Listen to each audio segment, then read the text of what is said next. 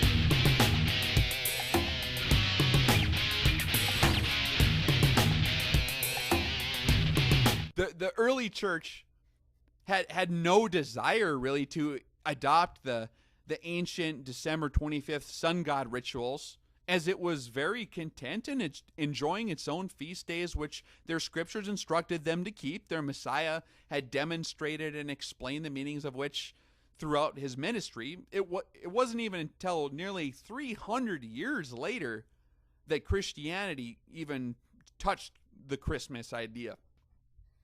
Oh, yep, Constantine, one of the most interesting historical figures. The Roman Emperor Constantine the Great, he converted to Christianity following his battle at Milvian Bridge in 312. The next year, Constantine issued the Edict of Milan, declaring the entire Roman Empire to be Christian.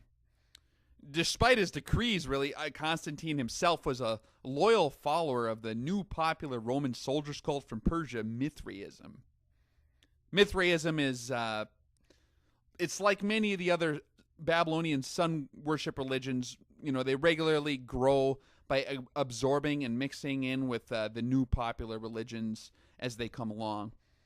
When the Mithraic priests in Rome were converted to Christians at the stroke of Constantine's pen, they naturally modified their Mithraic religion to adapt to the Rome's new Christian denomination. Many of the old Roman gods were just given like new Christian names, although a majority of the Mithraic religious practices and traditions actually remained completely intact.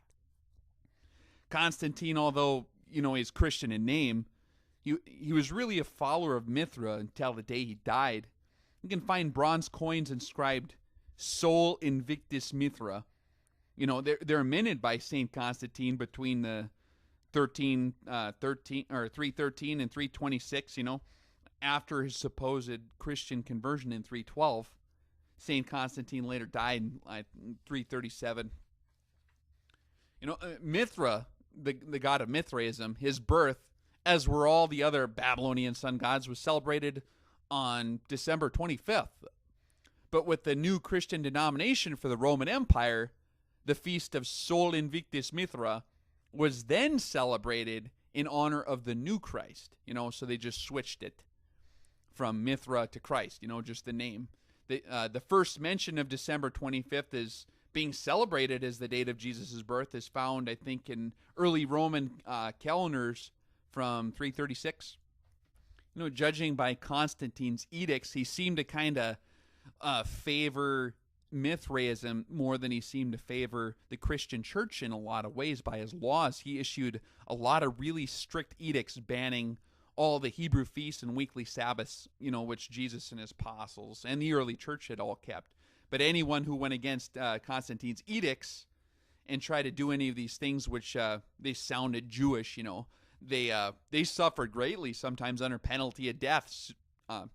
Soon thereafter, the removal of the Hebrew scriptures from the hands of the lay people, which the Hebrew scriptures strictly prohibit the practice of paganism in the face of God, especially. I mean, just removing the scriptures helped to quell any opposition to the melding of paganism with Christianity that took place later on.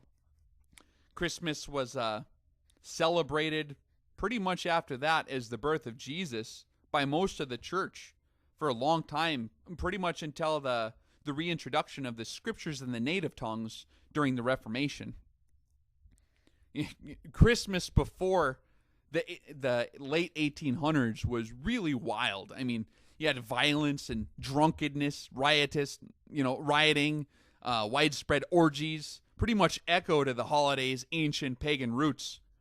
There were even times the midwinter bash got so out of control that Christmas in many cases was totally banned. When Oliver Cromwell and his Puritan forces took over England in 1645, they vowed to rid English of decadence, and as part of their effort, they outlawed Christmas. Later, by popular demand, Charles II was restored to the throne, and with him came the return of the popular holiday. A lot of people are kind of surprised also to learn that Christmas was not a popular holiday in early America. The Pilgrims, the English separatists that came to America in like 1620, they were well aware of the chaotic behavior associated with Christmas back in Europe. From like 1659 to 1681, the celebration of Christmas was actually outlawed in Boston. Anyone exhibiting the Christmas spirit was fined 5 shillings. Even Congress was in session on December 25th in 1789, the first Christmas under America's new Constitution. Christmas wasn't even declared a federal holiday, until June 26, 1870. It wasn't until a lot later when you had a lot more corporate advertising from companies like Coca-Cola and these popular poems came out like the night before Christmas. These things had a huge influence on the tone of Christmas in modern America. Christmas today in America has become centered on materialism, really, where the main focal point of the holiday is on fulfilling, the dream of more stuff. Many argue that this is not the case.